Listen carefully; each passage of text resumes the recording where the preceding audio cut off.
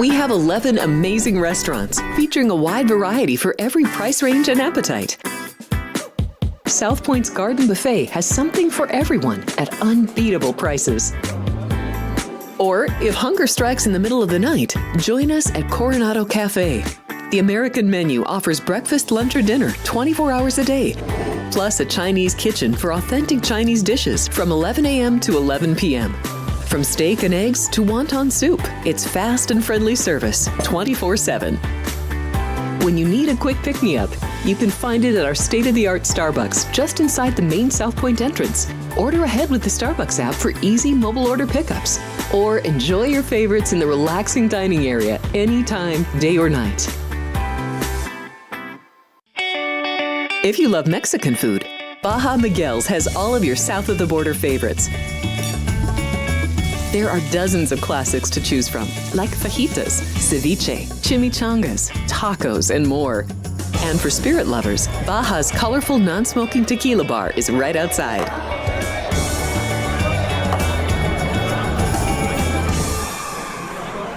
Or maybe you're in the mood for seafood. Big Sur Oyster Bar has fresh seafood prepared right before your eyes. Savor freshly shucked oysters, crab legs jambalaya, shrimp and lobster. Beers on tap and a selection of fine wines are perfect to pair with your seafood favorite. Whether lunch or dinner, you'll love this fun atmosphere, located just off the casino floor. Ready to shake things up? Step back in time and treat yourself to one of the oldest restaurant chains in the country. Steak and Shake, famous for original mouth-watering steak burgers and hand-dipped milkshakes in a variety of flavors. For some old-fashioned fun, try Steak and Shake.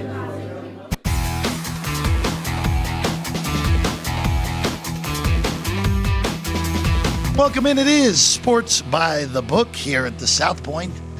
Happy to be with you the first Tuesday in March. I'm Jeff Parles. Kenny White's on the far side of the desk. Alex White right in the middle between the two of us. Good morning, everyone. How are we doing today? Morning, Jeff. Doing well, thank you. Sorry. It's okay. It's okay. We got a lot to get to today. So the Atlantic Sun is no longer the only conference tournament going. There was one upset last night. Queens College beat FGCU for the third consecutive year.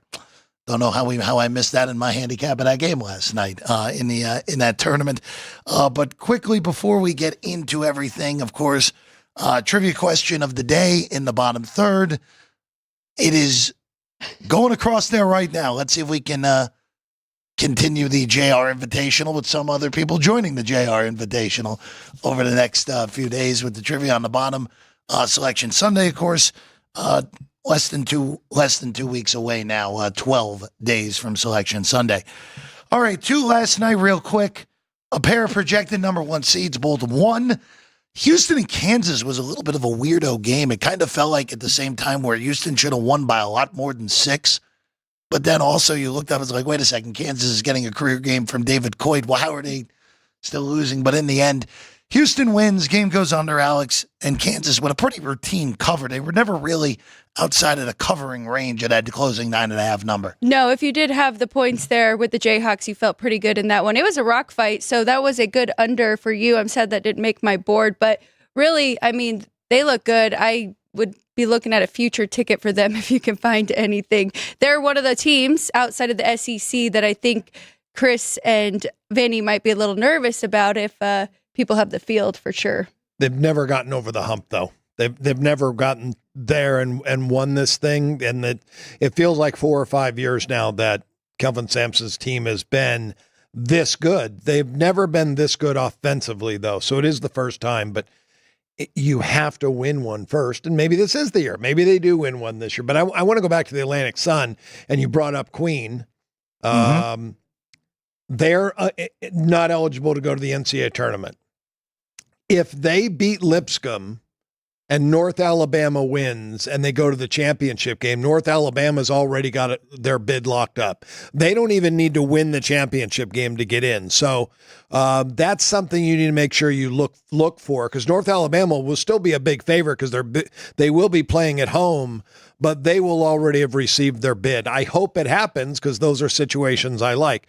First of all, Queen's got to beat Lipscomb on the road, and that's going to be a tough situation. Now, North Alabama must win, though. If Lipscomb loses, North Alabama still must win to get to the championship, because if they lose, they take the team who goes the furthest. Wow. Both teams would be equal. So then they go to who the top seed is. The top seed would be Lipscomb. So North Alabama still must win, even if Lipscomb loses. Go ahead, Alex. Very interesting with Queens in that upset. Do you see this with teams when they can't make it into the big dance? I mean, they put everything into this conference tournament, even though they don't get a bid to go to the big we'll show dance. you factor. Yeah. We'll show you, that this has happened many times before. It's not just like it's happened once or twice. It happens, and it happens frequently when teams are bumped up, and, they're good programs. There's a reason why they're bumping them up. The school wants to be bumped up because they know they're good in athletics and they're better than where they're at. So it does happen, and those kids have incentive. This is it. This is their NCAA tournament. Yeah. Queens will be a nice-sized underdog at Lipscomb later this week. Yeah. That Bison's team is pretty darn good. Yeah. Still kind of feels like a collision course, but that is at least good to know. If North Alabama will be a nice-sized favorite against Jacksonville as well. So we'll be on the lookout for that 2 days from now. They have a few days off, and they'll get going again on Thursday. Then the final of that is on Sunday. And then real quick on Duke. Duke massacred Wake Forest. Just continuing running through the ACC like it's nothing. Hot knife through butter. Covered all numbers. It wasn't even particularly close.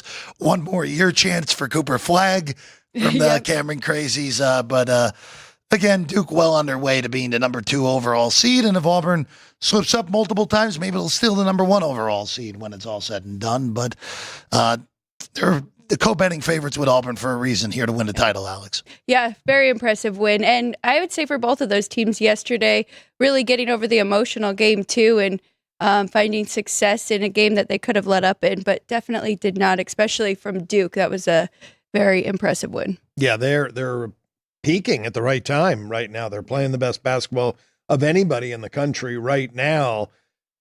And this is going to be a learning curve. All coaches trying to get your team to peak at the right time. Are they peaking too soon?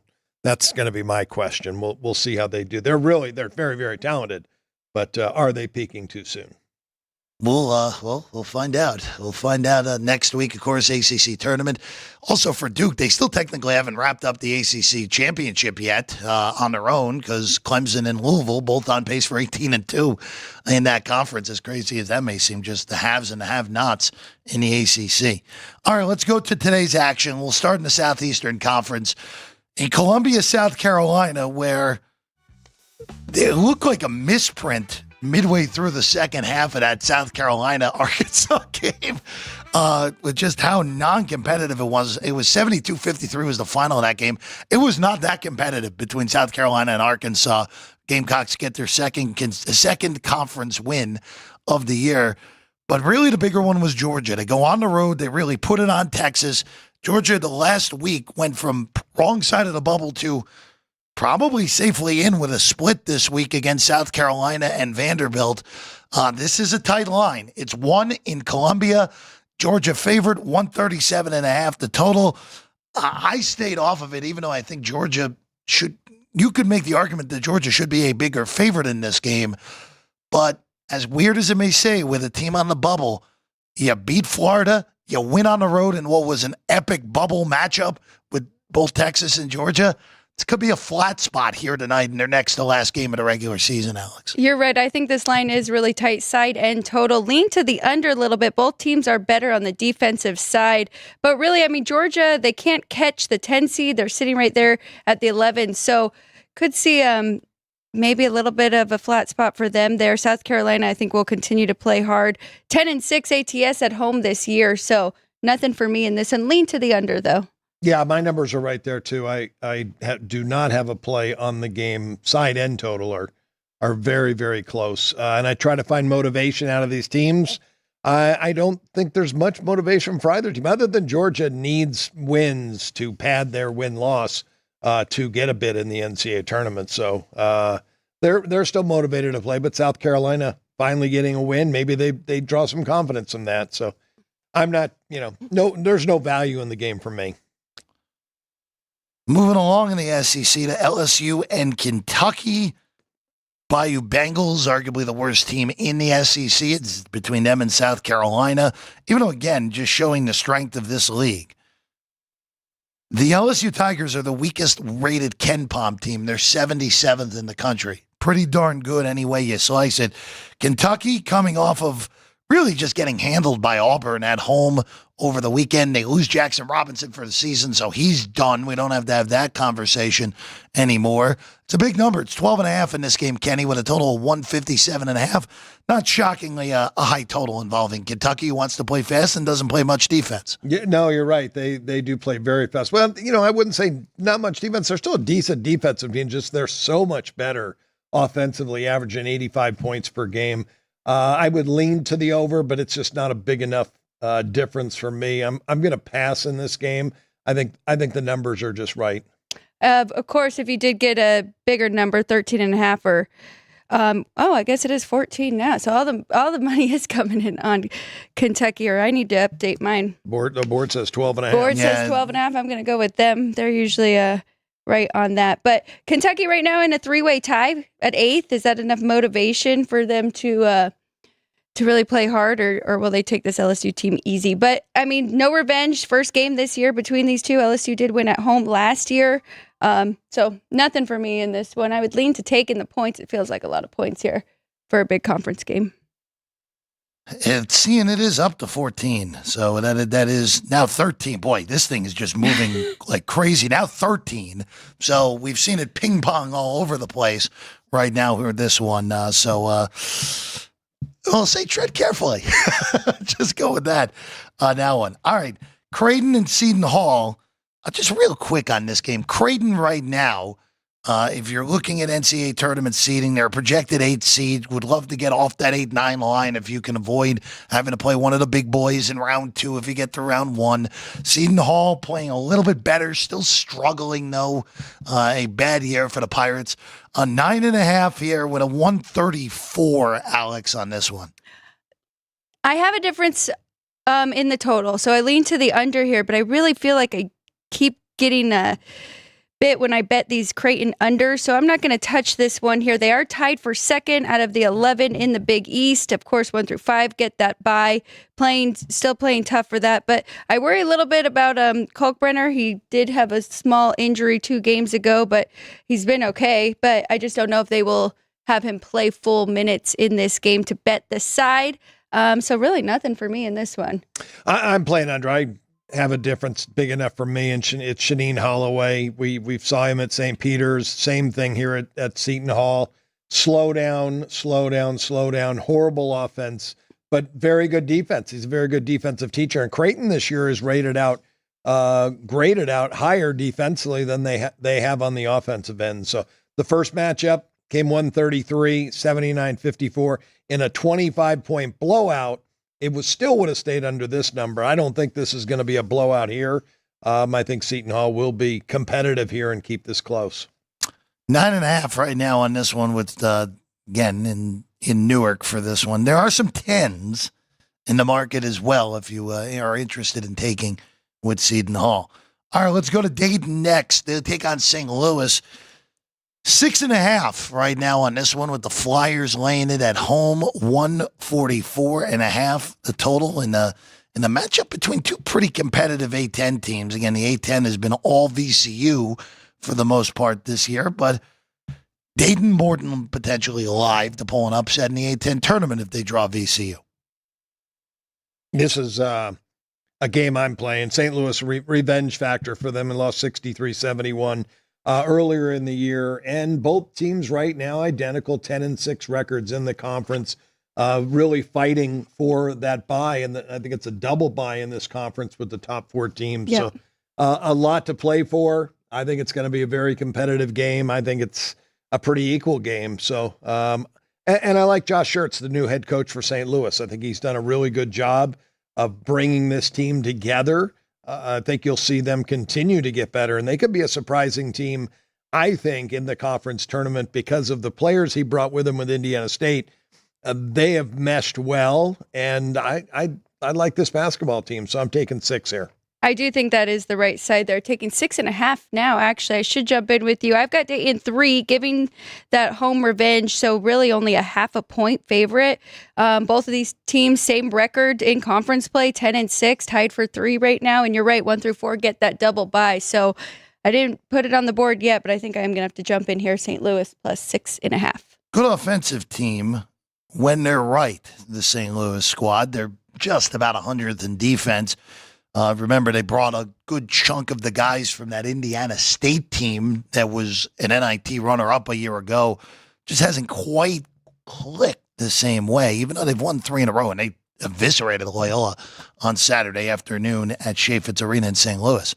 All right, moving along. Let's go to the MAC. 2 games to go in the MAC regular season. Only 8 teams will make the conference tournament in Cleveland.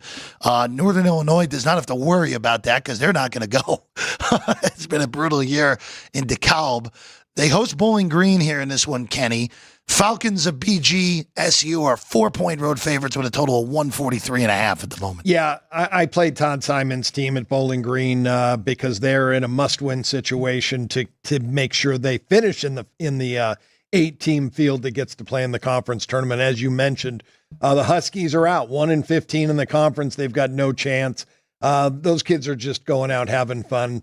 They're horrible offensively, so it's not like it's going to get any better. I feel like these meaningless games, teams just don't play defense. Now, Bowling Green is no great team, but they are far better than Northern Illinois. So I'm going to lay the 3.5. It's now up to 4 here at the South Point. I like Bowling Green here. All the motivation on that side, right, to get that 8 seed and to make it into the tournament. So I think that is the only side you could play in this one. Bless you. Moving along, I got Drew Dog sneezed in the corner for anyone at home. Memphis and UTSA, real quick. So Memphis, of course, leading the American Athletic. They're in game clear North Texas with the tiebreak. They win tonight in San Antonio. Weekend's game is meaningless in the race for the 1 seed. Memphis is also going to get in that large bid if they weren't to win the AAC tournament. So Kenny Alex just a little bit funky on the motivation here in this one, at least more so over the weekend. 158, a big total in this one for Memphis and the Roadrunners, Alex. I really wish I had a difference on the total. I want to bet this over at 158. Don't want to go against the numbers, though, but both of them playing at a very quick pace. And then San Antonio is so much better offensively than they are defensively. I looked back at the score last year. Similar teams, we do have a different coach for UTSA, but Memphis won that game at home 107-101 in overtime. So, and it was a very quick pace, a lot of possessions in that game. So I lean to the over, but it does not match my number. Sidewise, I think that 9 is just right. Yeah, my numbers are right on. I couldn't make a case either way for side or total. Going to the A10, VCU, who has been the force in that conference. They're 10 on the road in Pittsburgh against Duquesne. I saw that number initially. Thought that it was a little too high, but you can still get 10.5 in the market as well. But boy, this VCU train is rolling pretty strongly right now, Kenny. Yeah, they're a really good basketball team. Their defense is one of the top defenses in the country, and this is Ryan Odom. And just in his second year at VCU has, carried on the tradition of pressure defense, and they can score at all levels. Much better basketball team. I just don't know how much motivation they have to, get out with a big win in this game. I made the game 11 and 140. I'm really close both side and total, so I'm passing. Can we give VCU some revenge because they did lose to Duquesne last year in the A10? We remember Duquesne did go to the big dance there. Nothing for me either, but just wanted to bring that up. And I did want to mention also, they do play Dayton next, and that is another reason why St. Louis should be a strong play today as well.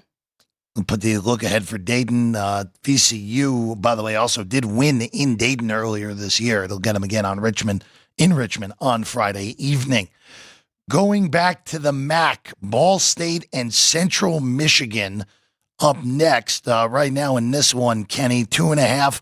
Central Michigan, a road favorite in this one in Muncie, Indiana, with a total of 147 here. Yeah, my numbers are right. Central Michigan has revenge with Ball State in a must-win spot trying to get into the conference tournament. I think Central's already out at 6-10 right now in the conference. So I have no play, though, Jeff, once I adjusted my numbers.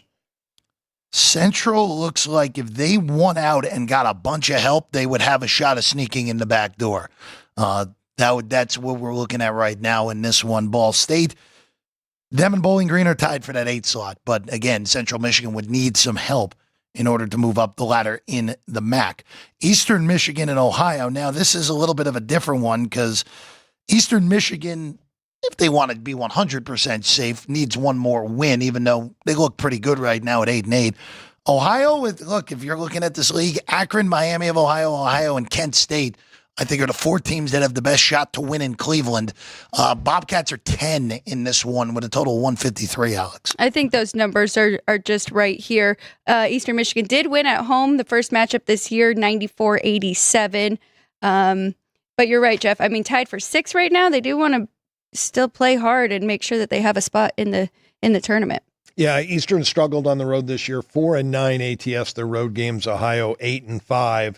My numbers are right there. A little lean to Eastern Michigan, but I would not want to play them on the road. Bad road team, but Jeff's right.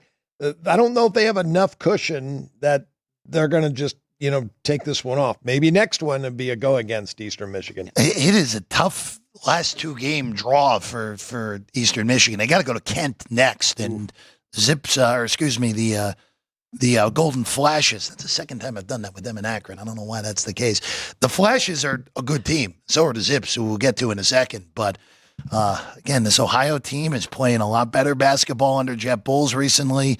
They beat Akron. They beat Miami of Ohio. They have that weirdo loss mixed in there on the road against Western Michigan, which is a bizarro one, to say the very least. Here are the Zips now. We'll go to Akron and Toledo in this one. Akron, again, has basically been the best team all year in this league. On the road, weird spot.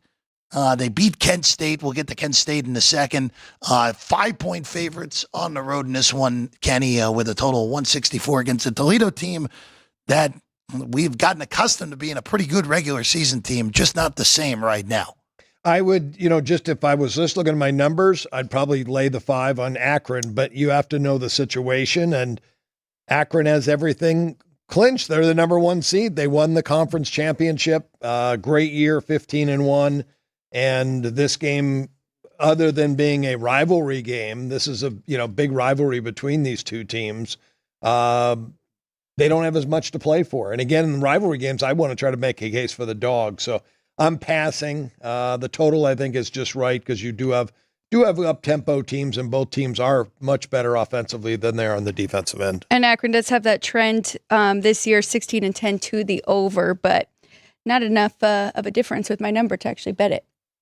Going back to Kent real quick, they're on the road at Western Michigan. This is a big spot for the Broncos, who, again, 8-8, still probably in reasonable shape. But if they lose out and things happen behind them, they could very easily miss next week in Cleveland.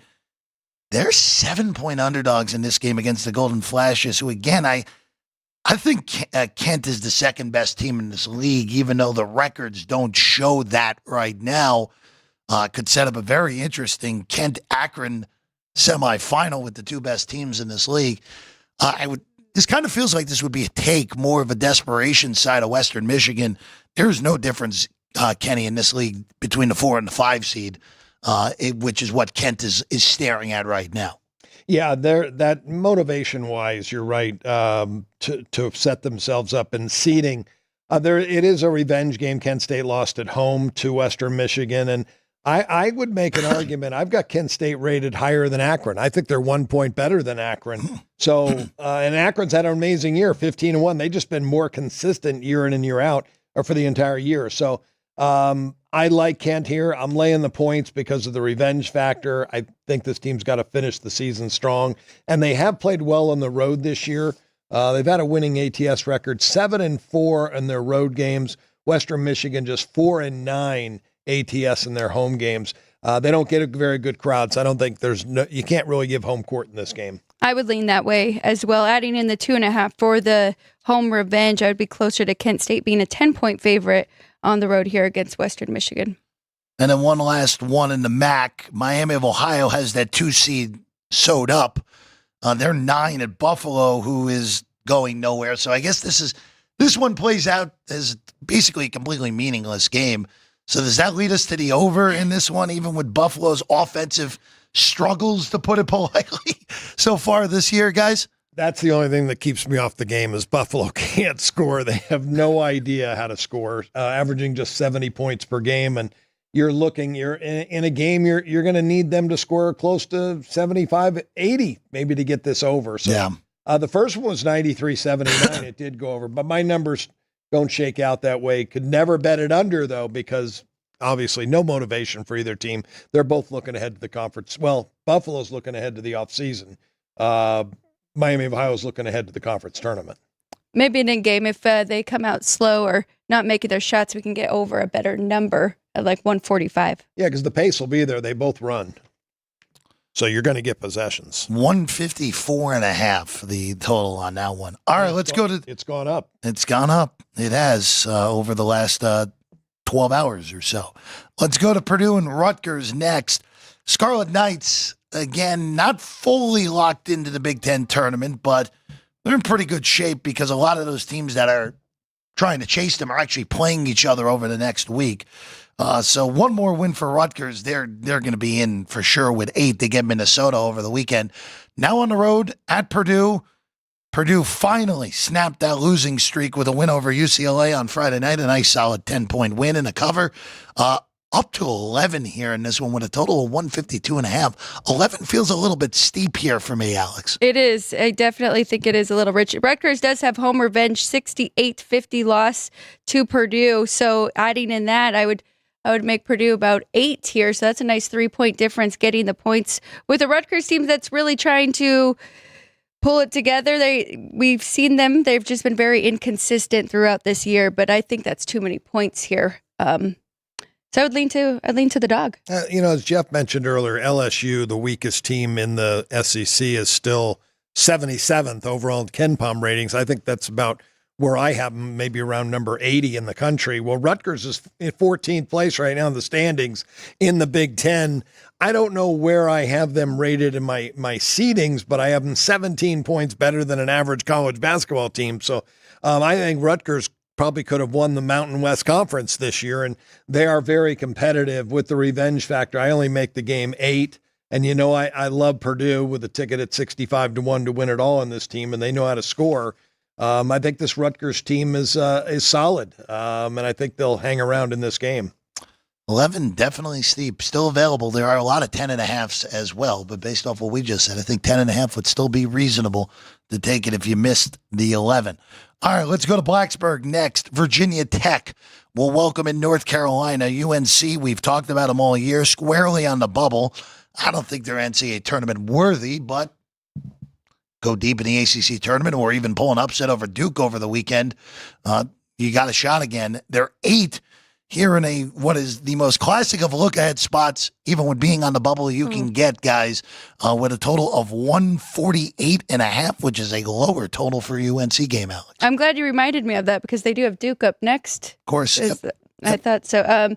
As you talked about, North Carolina just really struggled to play any defense, really good offense, play at a nice, quick tempo. I would lean to the over here. Trying to see if there's any trends to match us. UNC 17-13 to the over.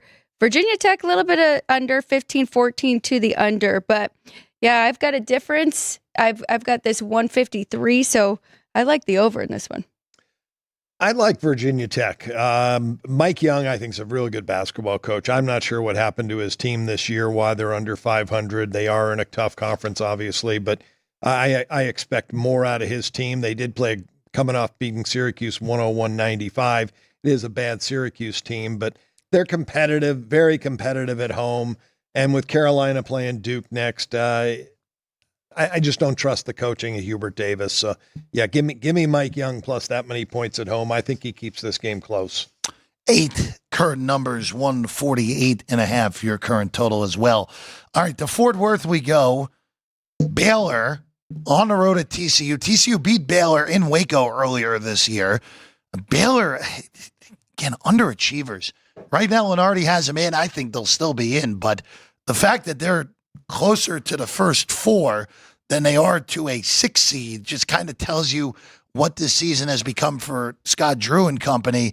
3.5, 139.5. Kenny, what are we looking at here in this one? Baylor had a lot of injuries throughout the entire year. So some of their best players, Jeremy Roach and can't think of the other kid's name, but they've had not just 2 starters that missed a lot of time. They've had 3 or 4 players in their 8-man rotation miss a lot of games. So if those guys can get healthy, they'll be a different team. Scott Drew's a really good basketball coach. So is Jamie Dixon, but Jamie Dixon's getting up there in years now. I'm not sure, if he's on the wrong side of coaching right now, if he can motivate these kids, because they have not played well. They have really underachieved this year. Now, I don't have a play on either side, but I do like the game under because both these teams play really good defense.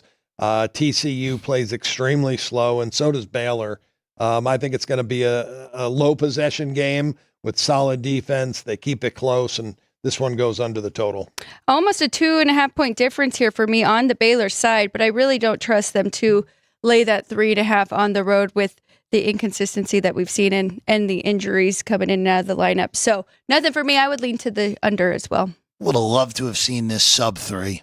Then I would look at Baylor.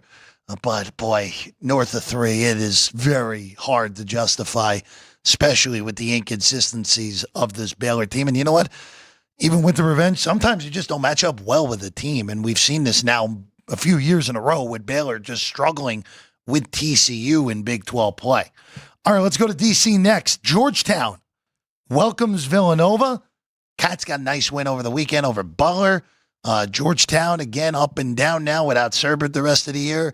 5-point dogs at home to Hoyas, Alex, with a total of 142. There is some 142.5 out in the market as well.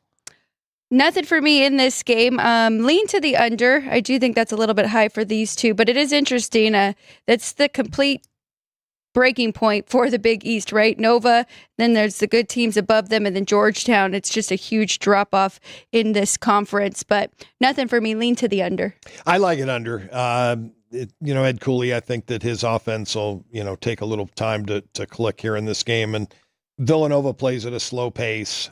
Both teams play great transition defense. There won't be fast break points. It all comes down to how Nova shoots in the game. So if they shoot lights out, yeah, I tip my cap and they beat me. But if they shoot regular, a normal shooting night for them, which is good, they're a really good offensive team. But they're up against a good defense in Georgetown. So I just don't think we get that many points. My total on this much lower than the total posted out there. I made it 132. A 10-point difference here. It's a nice under then, at least on paper. Again, you can even do better. You can get 142.5. Even make a little drive to Arizona, you can get 143. So all a possibility there to get even better than the 142 here at the South Point. All right, Mississippi State welcomes Texas. Texas has just been a monster underachiever. Very talented. I just don't think they're well coached. They are now 7-point dogs at Mississippi State. Bulldogs much better at home and much better against the bottom half of the SEC than they have been against the top. They played well against average competition in this league. I think 7's about right. That 151. I'm curious your thoughts on the total in this one, guys, because it feels high, but then you dig a little deeper and it's like, all right, well, Mississippi State's offense is better than its defense. Same with Texas. Teams want to play at a little bit of a faster pace than Mississippi State is accustomed to in past years. But that total, boy, it kind of sticks out at 151, Alex. I've got a 2.5 point difference on the total. I've got it 153.5. Okay. So a little bit of a lean to the over there, really looking at their offensive being better than their defense. You got to look at Mississippi State here, right? They are tied for 8th right now. It's a 3-way tie between them, Kentucky, and Vandy. You got to imagine all 3 of those teams will be highly motivated to get that bye because we do know that up till the 8 seed gets at least a bye and doesn't have to play in that first round. So it would only be a look at Mississippi State. I just don't like Texas coming off of that brutal loss. So they'll be highly motivated, and they had some tough practices coming into this one. Yeah, my numbers are right there in the game. I think my only question about this game is does Rodney Terry get a fourth year in Texas? This being his third year now, the team just hasn't improved. This year they've actually gone backwards. They're not an NCAA tournament team. He's going to have to make a run in the conference tournament, I think, to save his job. Well, hired after the off-the-court stuff with Beard, it kind of felt like, all right, well, got to the Elite Eight, but that team that Beard had built was a national championship contender, and honestly was a disappointing loss, that game against Miami in the Elite Eight 2 years ago. And then, as you've said, Kenny, backwards 7 seed a year ago, and now on the outside looking in, right now Lenardi has them as team 72 right now, just outside the field of 68 at the moment. Let's go to College Station next. Texas A&M is floundering. They've lost 4 games in a row as their offense has started to let them down a little bit. And this is always the worry, at least I had with A&M. When you're built on just rebounding the heck out of the basketball and you're not built out of shot making, you can go into slides like this. Now they play the number 1 team and number 1 power rated team in the country, Auburn, at home, trying to stop this slide. 4.5 feels a little bit light. I understand, hey, senior night, at some point the bleeding's got to stop for A&M, but boy, I'm not sure A&M's going to be able to score. And not only that, Auburn's a really good rebounding team. They have the bodies to keep A&M off the board. If anything, don't love laying this type of number on the road in this conference, but boy, it feels like that's a light number on Auburn with everything that's gone on with A&M, Alex. I know that Auburn clinched a share, but now with Tennessee beating Bama, well, Florida's sitting there at 12-4. I think they pretty much it's done. Right? They've locked up the number 1 seed. That also plays in, but boy, that would be my only reasoning of why people are betting Texas A&M. But what we saw from Houston and no and nights Duke off for yesterday, Auburn. Yeah, I don't think Auburn will take a night off either. Yeah, Bruce Pearl's a pretty good motivator. I think his team will be ready to play. I like Auburn in the game. They're one of the teams, obviously, that can win it all. They've been one of the best offenses in the country. I do have them number 2 right now. I've got Duke number 1, Auburn number 2. But hey, you're the number 2 team in the country. You can beat teams like this. And A&M's a good team, but you can beat teams like this by double digits on the road. All you got to do is take the crowd out of it, and you cruise home. Auburn in what is, I mean, I think without a shadow of a doubt, the best the league has ever been in the SEC, clinching with a whole week to go. Yeah. That's a pretty amazing feat. And they also, you just mentioned it, capable of beating teams on the road by double digits. Beat Kentucky by 16 on Saturday in a game that really was not overly competitive after the first half. Just a monster that Bruce Pearl has developed in Auburn with these Tigers. All right, let's go to the Pacific Northwest next. Indiana, who somehow has found their way on the right side of the bubble, according to most bracketologists right now. They'll take on Oregon. 6.5 here in this one. 3 straight wins for IU, 4 out of 5, which started with that shocker in East Lansing against Michigan State. I don't know what to do with this game, Alex. Second of the Pacific Northwest trip for IU, 147 the total. Ducks have just kind of been just flying under the radar. They're a 5 seed right now, according to Lenardi. I don't know if that's too high, too low, but I don't know what to do with this game here tonight. I think the number's right there at 6.5. I wanted to make a case for Oregon that they're better at home, which they are 11-4 straight up, but really haven't been covering those numbers, 5-10 ATS. So can't make a case for them. Looking at the dog there with Indiana on the road, just 4-4 against the spread. So nothing for me in this one. Lean to the under. Both of them really good defense, but the pace, I think the pace might be a little bit too high to go under that 147. Yeah, and I agree with you. My numbers are right there in the game. I made Oregon 5.5, 143.5. Going to another Big Ten game, and this is a Bubblicious Bowl in Columbus, Ohio tonight, as these are 2 teams that are currently 67 and 65 on Joe Lenardi's bracketology. They would both go to Dayton. Right now, Ohio State is I'm a little bit surprised by how big this number is at 6.5. Now, we've talked about how the Huskers have been erratic. They've been better at home. Of course, naturally, they blow a game to Minnesota at home over the weekend. Alex, I don't know what to do with this game. I don't trust either of these teams, and I really don't trust the Huskers away from home in this one. Plenty of good games on the board. I don't know if there is any angle here, side or total, potentially to the under, but 144.5 was out there earlier, and I don't have a big enough difference. I've got it there at 141. But yeah, nothing. I think those numbers are just right. Maybe a little high on Ohio State. I made the Buckeyes 5.5, but I made the total 140.5. Okay. So it was 144.5. Now 143.5 here at South Point. I would lean to the under because, as Jeff mentioned, this is just such a big game for both teams. Both right now under 500 in conference play. This would get one of them closer to maybe getting a bid to get in the NC tournament, but both of them have a lot of work left to do. I think they both need to win at least one game in the conference. They're going to at least one, maybe two in the conference tournament to get in. Again, right now, Lenardi has them both on the right side of the bubble, but again, there's so much shifting that goes over these next 12 days before the bracket's revealed on Selection Sunday. BYU and Iowa State, boy, BYU is really playing some great ball right now. Just went from bubble to clear NCAA tournament team. They've started with that West Virginia win in Morgantown, and they just completed the sweep with a blowout victory to Mountaineers over the weekend. They've won 6 in a row. Now they go to Ames. Iowa State, nice little stabilizing game against Arizona. They win in blowout fashion. They win by 17. They get Keyshawn Gilbert back. Gilbert didn't look particularly great, but he was back, which is at least a step in the right direction. On 9 now on this one with the Clones at home with a total of 149, Alex. Gilbert working his way back, played 23 minutes in that one, but the Cyclones didn't need him. They got 34 points from their bench. I guess that is one positive. When players go down, you need your other guys to really step up. Iowa State looked like they were back, like the team that we saw early in conference play, but I don't want to put too much into that. It was Arizona's first time playing there. I lean to BYU. I think that's too many points here with 9, but I have not jumped in yet. Jeff said current form, Kevin Young's team is playing really good basketball. This is a good basketball team, and they can do it on both ends. They're really good offensively. I'm hoping T.J. Otzenberger's team maybe has a little bit of a letdown after beating Arizona. That was a big win, and they won convincingly.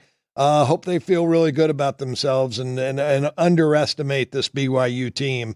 I'm taking the points with BYU. Forgot I do like the over, too, and that's going down.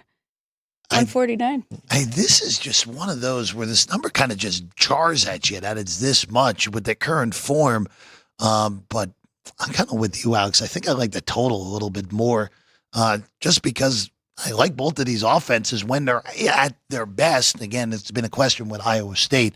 But working Gilbert back is so important if they're going to have any shot of getting as far as they did a year ago or even further, which is what the hope is, obviously, for that program. I think that when you come back from an injury, the adrenaline of getting back on the court helps you that first game, but it's then the second game where you kind of have that little letdown and flat spot for a player and a team. So I think it's kind of a little bit of a flat spot for Iowa State tonight, which could help the total go over because their defense is their biggest strength. They're such a great defensive team, but I think BYU can score in so many different ways. They're going to get their points tonight. Let's go to the Mountain West real quick. We've talked about Nevada a lot as an underachiever here this year. Now they take on New Mexico in this one in Reno. The good win for UNLV against this Nevada team over the weekend. New Mexico, as we've talked about in the Mountain West, they've had the number 1 seed in really good shape for a while. Colorado State, by the way, is the closest on their heels. Rams have just kind of gone completely under the radar, and they put it on Utah State over the weekend. Pick guys in this one with a 149. I don't know what to do with this, just because that pick kind of surprises me, but I kind of get it too as well, Kenny.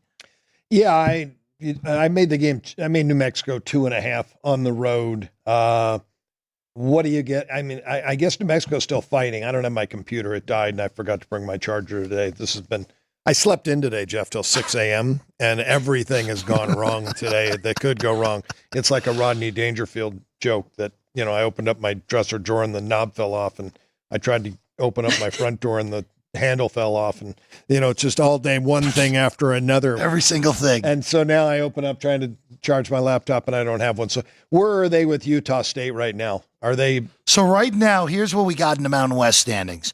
New Mexico's a 1.5 game lead on Utah State. Utah State only has 1 game left. Aggies are playing Air Force, so we'll chalk that up as a win. Utah State's going to get up to 15. Colorado State right now is the one right on their heels. Colorado State is a game behind, but New Mexico swept them. So realistically speaking, one more New Mexico win, whether it's this one or against UNLV on Saturday or Friday night, I should say, will be enough to get New Mexico to 1 seed here in Vegas next week. I'll take New Mexico then. They're a team that's motivated to get that win to win the conference. It's been a great year. I think Richard Pitino's done a really nice job. I love Donovan Dent, and I just think they're a much better team. Nevada, for some reason this year, Steve Alford has just been very inconsistent. A guy that loves to push the tempo has not been able to run, so I just don't think he has the players that fit his system. He doesn't have a true point guard. I learned that from actually Cofield and Company and talking with him. But he did say that who jumped in there? Coleman was a true point guard, or is that who was hurt? That is who was hurt, Trey Coleman. So since then, they've really struggled on their offense. Nothing for me. I would lean to New Mexico. UNLV does play them pretty tough, so I think they would want to get this win here. Going to the SEC, late night in Nashville here tonight, 9 o'clock local start at Memorial Gymnasium for the Vanderbilt Commodores and the Arkansas Razorbacks. Vandy with a nice overtime come-from-behind win against Mizzou. Arkansas got embarrassed on Saturday at South Carolina. Monitor Thero's status. That's kind of been the difference with the Hogs. Alex, 7.5 here on this one. 150 the total for this game in Memorial Gymnasium. 7.5 feels very steep. I did bring up Vandy earlier, though. Them, Kentucky, and Mississippi State all playing tough, trying to get that 8 seed and get that bye going into the conference tournament. So even though I do have a difference here and should be taking the points with the Razorbacks, I really don't trust them in this spot. Yeah, I don't either. Vandy's been really good at home this year. 11-5 ATS, where John Calipari's team 3-5. It just seems like Calipari's team picks their spots where they want to play, and I'm not sure if the embarrassment factor from the last game has them play with better effort this game. It's a guess to me, so I'm just passing the game. We'll see what this team can do in the conference tournament. Arkansas on the right side apparently still right now. That sort of effort that pulls again on Saturday, comes from Saturday, shows up again. They'll be on the wrong side going in. Vandy, what a job by Mark Byington. He did inherit a program in disarray, and they're going tournament year one. Unbelievable job by Byington, who, of course, did a great job at JMU. They won a game in the tournament a year ago, and now Vandy, even though it just shows the strength. They're 10th in the SEC, and they're a no-brainer NCAA tournament team. Just shows how good that league is. All right, real quick, Territorial Cup in hoops. Arizona's a big favorite tonight against Arizona State. 18 large in this one, Kenny, with a total of 155. Late night in Tucson for this one. Yeah, a revenge factor. Arizona State, they lost at home 81-72 earlier this year. It is one of those rivalry games where I'm going to look to take the dog, and my number says this is a little bit too high. I hope Arizona lost some confidence from that beatdown by Iowa State. So I'll take the Sun Devils. This is kind of their Super Bowl game that, trying to get a win against their biggest rival. And I know I'm going to get the effort. I just hope that they have enough talent to hang around. I am a little concerned with that. I feel like this could be a game where Arizona could name the score, and especially coming off of that. That was kind of an embarrassing loss there against Iowa State. Arizona's still tied with Tech for the 2 seed, so I'm going to stay off of it. But you're right. My numbers do say take the points here with the Sun Devils. It's a lot of points in a rivalry game. That's all I'll throw out there. Even though Bobby Hurley's team has been mediocre, I'll be polite. They've been mediocre, underwater, but they are still 65th in Ken Palm, and just transition at Big 12 has not been good for the Sun Devils. All right, one last one before we hit the conference tournaments that are starting today. San Diego State and UNLV just down the road from us at Thomas and Mack. Aztecs, 2.5-point favorites, Alex, but we're looking at the total at 130 in this one. Yeah, I like the under here. Really, these Mountain West games, especially the top teams, they want to play these slow down, bully basketball games. So I like under 130. I made it 124.5. So I think this is a good spot. UNLV also probably without a DJ Thomas Jr. again, their point guard. So that'll help our total stay under here. They're going to have a rock fight here with the Aztecs. Kevin Kruger's team is playing defense. They have been outstanding on the defensive end. They just beat their biggest rival, Reno, in the last game. And now this is another rivalry. San Diego State's always been a big rivalry game. And without Thomas, the offense just doesn't run like it normally would. He is the offense. So 1 + 1 = 2 here. Great defense and no point guard. And San Diego State, we know, same old out of San Diego State every year. The offense struggles, but the defense is outstanding. I have them the 9th best defense in college basketball. I am amazed this total is so high. If you go back, just go look at the last 4 UNLV scores. UNLV is playing slow and playing great defense. UNLV's won 5 out of 6. Now, their best win in that collection is Nevada. The rest of that is Wyoming, Air Force, Fresno, and San Jose State. So it hasn't been exactly murderer's row. But again, they'll probably have to win. Not probably. They would have to win the Mountain West tournament in order to make the NCAA tournament. San Diego State on the bubble, but probably still going to get in, barring losing their last 2. And they get Nevada at Viejas over the weekend as well. All right, let's get to these conference tournaments that are starting today. Let's start in the Fun Belt, because this bracket is a lot of fun. If you want to throw this up, I mean, look at all the rounds in this tournament, guys. Look at this. Unbelievable. But even with this, I don't even want to call this a ladder. I think it's too big to be a ladder even. But starts today. We'll get to the games in a second. I just want to throw real quick Westgate future book for this. Arkansas State is the 4 seed. They are the overwhelming favorite in this tournament. They are the highest rated Ken Pom team by margin. They lost the 4-way tie for number 1 seed. Got the 4 seed. Arkansas State's plus 190. South Alabama, who's the 1, is plus 350. JMU, who's the 2, is plus 375. Troy is 4-1. They're the 3. Everybody else is 16-1 or longer.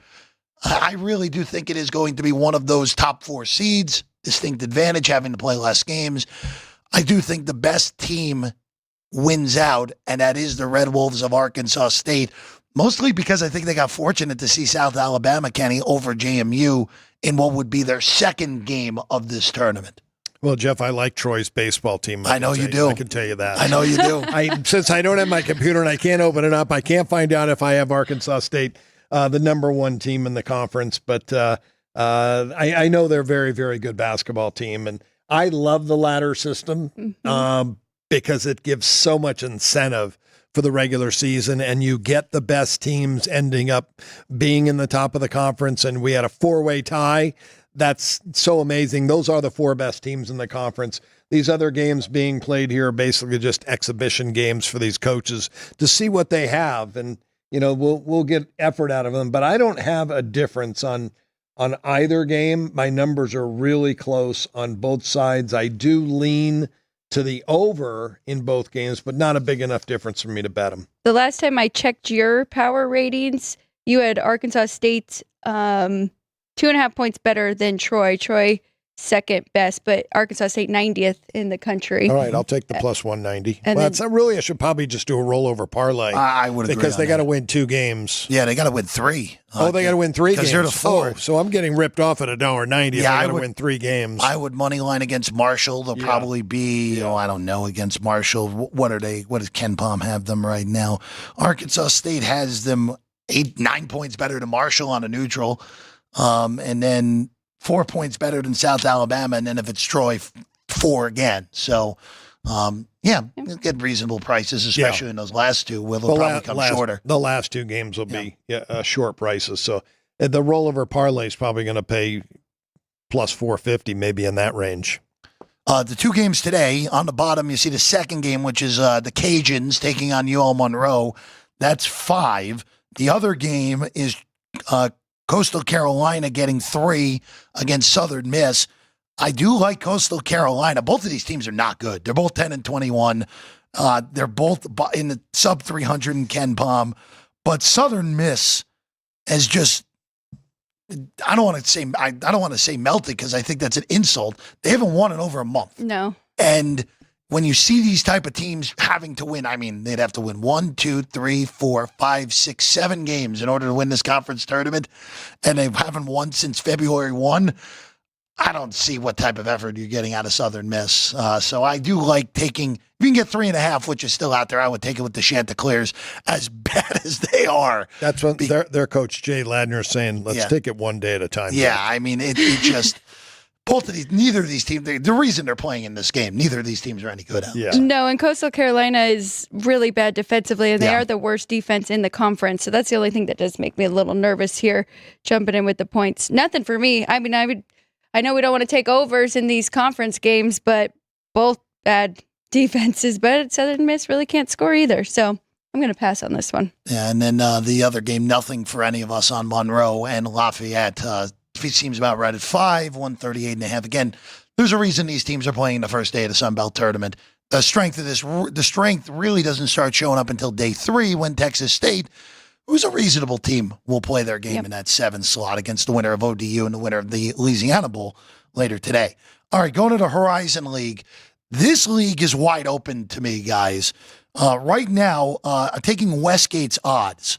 The 1 seed Robert Morris is plus 250. They're the co-favorites with the 3 seed Milwaukee. The 2 seed Cleveland State is 4-1. The 5 seed Purdue Fort Wayne is plus 650. Then Youngstown State is 10-1. They're the 4. The defending champions Oakland are 20-1, and then everyone else, and then Wright State is 25, and then everyone else is super, super high up there, approaching 100-1 for everyone else except for Wright. I'll tell you this, I'm going to take a piece of Purdue Fort Wayne just because they have an offense that is super explosive. And even though Robert Morris won the regular season league here, I have them only a point better than this Purdue Fort Wayne team. I have them very, very tight. And Cleveland State and Milwaukee, to me, are the 2 best teams in this league, and they're going to have to play each other in the semifinal. The one big disadvantage for the Mastodons, they have to go to Youngstown in that first game, and Youngstown did put it on them pretty good.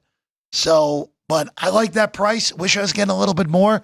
Probably would be looking at a rollover, as Kenny said, with the other league, probably the better way to play this. But I do have the Mastodons and the Jerome. I took Purdue Fort Wayne to win this conference, Alex. What did you say Milwaukee was? The Milwaukee Panthers, co-favorites right now. Co-favorites. And they are plus 250 to win the league at Superbook right now. So we do have them 2 points better than Robert Morris and then 3 points better than Fort Wayne. But that is a tough task there. Has to run into Cleveland State. But you didn't have Cleveland State quite as high. No, I did not. And I don't have, again, I don't have my ratings in front of me, but Oakland won the tournament last year, and Greg Camp's in his 40th year. I'm not sure if he's ready to retire or not after 40 years, but he does know how to, get his teams to peak at the right time. He just doesn't have the same type of club that he had last year. That would be kind of a surprise team, I think, to make a run, if there was a surprise team, to make a run against some of those better teams in the conference tournament. Take a look at them. Oakland right now, if you want that number, you can get 20-1 at Superbook. Oakland today is 10-point favorites against the Fighting Gottliebs of Green Bay. 145 the total on that one. Northern Kentucky's the biggest favorite on the board in the league today, 13 against Detroit. And then Wright State is 9.5 against IU Indy. I didn't find anything on the sides. All these totals, Alex, obviously we look to unders or in these conference tournaments. Wright State, IU Indy's the biggest total on the board at 153.5. I actually really like the points with Green Bay against that Oakland team, because really diving into the numbers, Green Bay's a very good free throw shooting team. They've had terrible luck with their opponents not missing free throws, and it's the complete opposite for Oakland. Not a very good free throw shooting team this year, and they've had excellent luck with their opponents missing free throws. So if that luck can kind of turn around here, I think Green Bay can actually play them pretty tight. I think the number's a little high on Oakland over Green Bay, but it's a, even if 40 years Greg Camp, he's forgotten more than Doug Gottlieb knows about coaching. So Gottlieb just has shown he's not a good basketball coach. He's a great analyst, but he's not a good basketball coach. So Greg Camp will completely outcoach him in this game. I forgot about that factor right there. Going to the Patriot League next, guys. That gets going underway today, the extra board. 2 games today. I want to hit this first before looking at the futures market. Holy Cross is 7-point dogs at Lafayette. There's a lot of 6.5 if you like the Leopards. And then Loyola is a 3-point favorite at home against Lehigh. 139 on the total for that one. Anything stand out in either of these 2 games for either of you? I actually think we got about a wrong team favorite in the Loyola game. I do like Lehigh plus the points in that one in Baltimore in that 8-9 matchup, Alex. Yeah, I agree. I actually have this game pick 'em, so getting some value there, taking the 3 points with Lehigh. I hope you're right, Jeff and Alex. I love Lehigh here. I'd given them, getting points with this basketball team. I think they're very equal. I think actually Lehigh's the better basketball team, and I think they can win the game straight up. I'm really shocked that Loyola is this big of a favorite in the game. They were much bigger. They were 5.5 last night. Yeah. So a lot of money for Lehigh. They knew that number was way out of whack. Another coaching mismatch. Loeffler in his first year at Loyola Maryland against Brett Reed, who's been there 17 years now. Dr. Reed has been there for forever, like you said. And of course, amazingly enough, Lehigh has not been in the NCAA tournament since C.J. McCollum and company beat Duke all the way back in 2012. It has been a long while for that program to get back.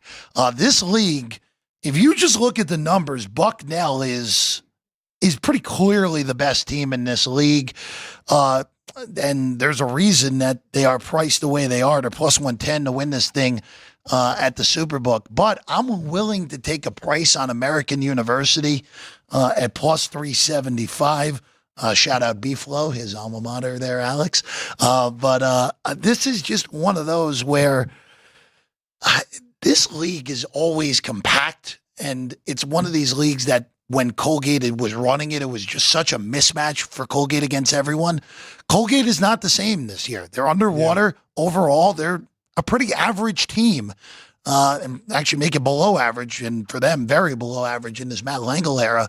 But I like that price at American. I just think their path to the final is easier than Bucknell's, because if Navy seed upsets BU, I think Bucknell's going to have a hard time beating Navy in that semifinal, even with home court in Lewisburg, Alex. You make a great point there, because my 1 through 6 in this conference is really only 5.5 point difference from the top to that 6 seed. So yeah, you could find some value in going down the list. Plus 375 on the 2 seed American U. Bucknell, your betting favorite at plus 110. All right, let's take a quick break. Oh, no, go ahead, Alex. You did set me up for one of them, but I was stuck on Green Bay and the points in that one. But I do like that IU Indian Wright State. I like that total going over. And again, it's a little risky taking a conference game going over, but these 2 teams really play terrible defense. IU Indy, worst by far. I think they're the 5th worst in the country. They just played each other. It was a 91-84, and then Wright State is going to pick up the pace here in this one. So I am going with an over here at 153.5. IU Indy, 362nd on defense in Ken Palm. Super bad. Yeah. Bottom 5, as you said. Forget bottom 5, bottom 3. Okay.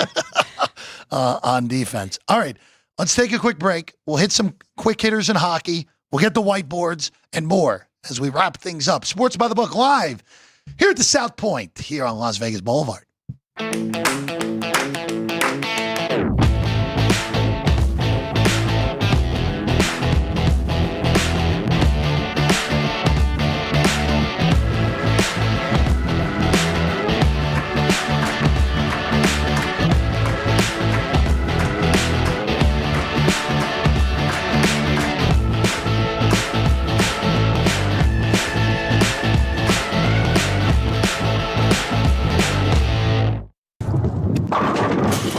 Point Casino has plenty of attractions for the whole family. Catch a movie. Our 16-screen movie theater includes 2 XD Extreme screens for the ultimate in viewing, sound, and luxury. After the show, treat the family to a variety of treats at our old-fashioned ice cream parlor, Kate's Corner. We scoop up a variety of creamy concoctions, including smoothies, hand-dipped cones, milkshakes, malts, sodas, and sundaes. At Kate's, there's something for everyone. And if you've still got time to spare, our bowling center might be right up your alley. Voted Best of Las Vegas, it's a great place for friends and family fun. 64 lanes, a pro shop, snack bar, and arcade. And while the kids are bowling, you can play slots and sip on a drink in the Alley Cat Lounge while overlooking the lanes. For our more serious and professional bowlers, the South Point is also home to a separate tournament bowling plaza. Get ready to laugh with Punchlines with Frank Nicotero. Join Frank and his team of featured guests for your daily dose of comedy. Reno, the Pittsburgh of the West. Poison. Yeah. Poison. Sports. F for Falcons, Alex. We were talking Derek Carr for MVP after 2 games. Who's we? Okay, me. I was. And the funniest social media posts. People want to show off their food. Boom. Wiener on a guy's shoulder. It's the Dark Colts. We bleed blue. It's your one-stop spot for great laughs and a good time. Find us on YouTube at Punchlines FN. And join the chat live weekdays at noon Pacific for the ultimate blend of jokes, sports, and viral fun.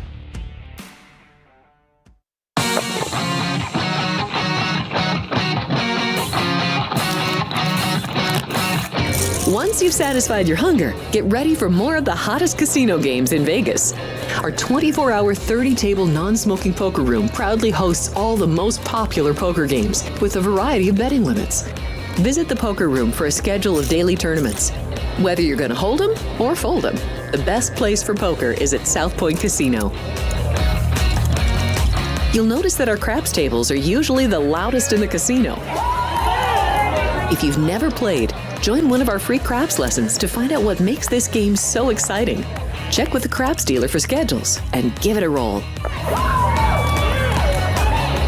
Bingo is also an exciting way to spend your time. We offer 7 sessions of bingo every day. And each session includes a cash ball jackpot, 12 bingo games, a progressive double action game, and a $10,000 bonus coverall. Electronic units are available. If you haven't played bingo with us, give it a try today.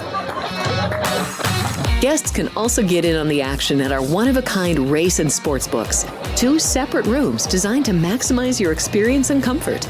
Our sports book, with over 400 seats, puts you right in the middle of the action, 24 hours a day. The friendly ticket writers are happy to help, and it's conveniently located next to the famous Del Mar Deli, where you'll find supersized portions of delicious deli items like roast beef, pastrami, and Reuben sandwiches, or soups, salads, and pizza, plus spectacular desserts fit for a king. And right next door is the race book, over 150 seats, each with its own TV screen. There are 16 interactive player terminals, so you can bet right from your seat.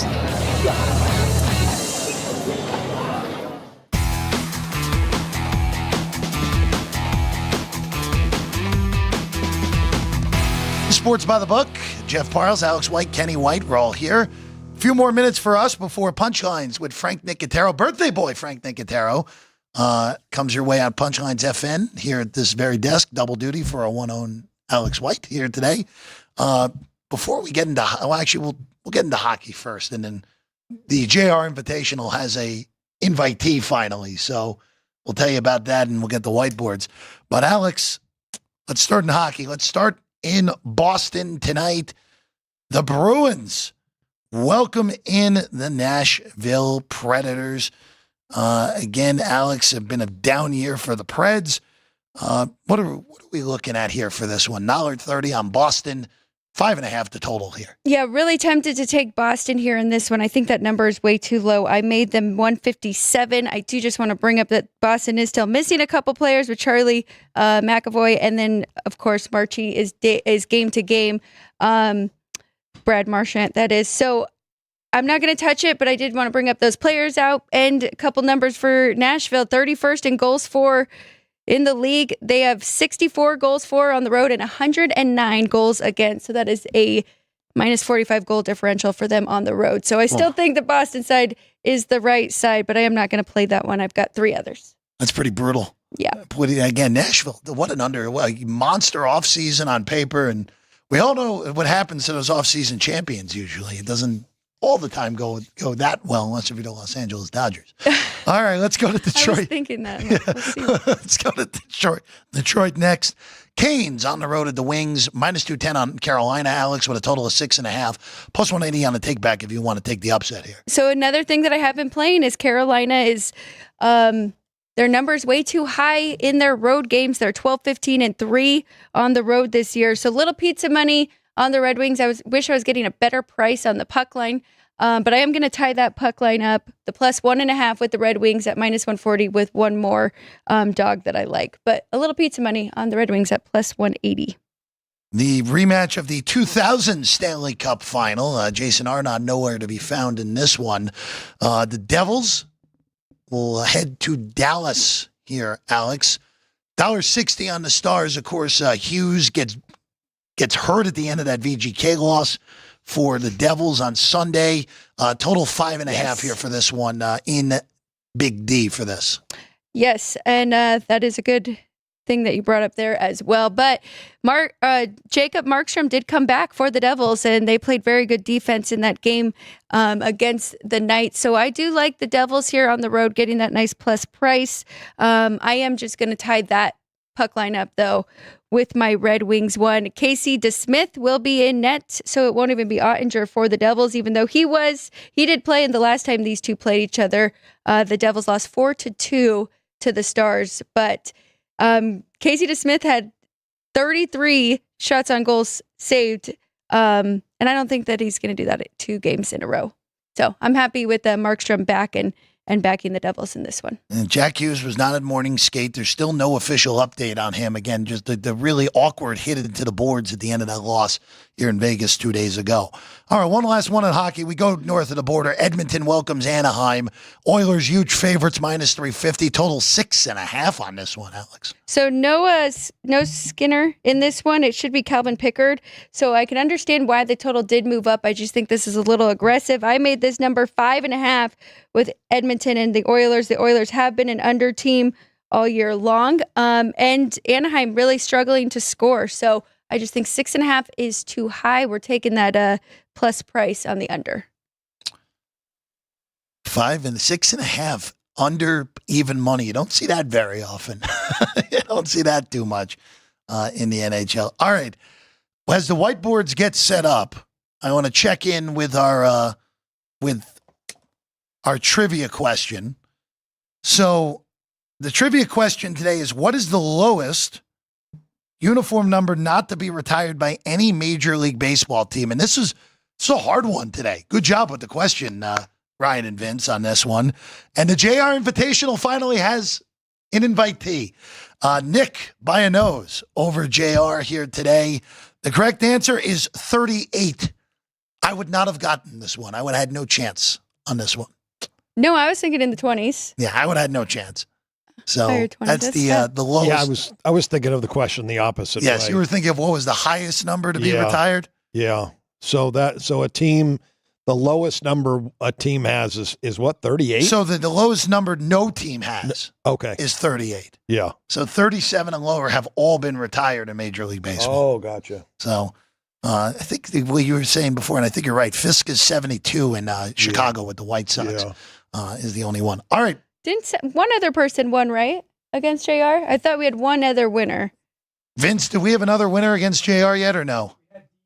Yes. That's right. We had Dean. That's right. That was Friday, wasn't it? Yeah. So Dean Hilt, who was a regular as well. So JR won, and then those two are tied at 2. 2 individuals now. Okay, 2 individuals now in the JR Invitational Club. All right. Whiteboard time. Whiteboard time here on a Tuesday morning.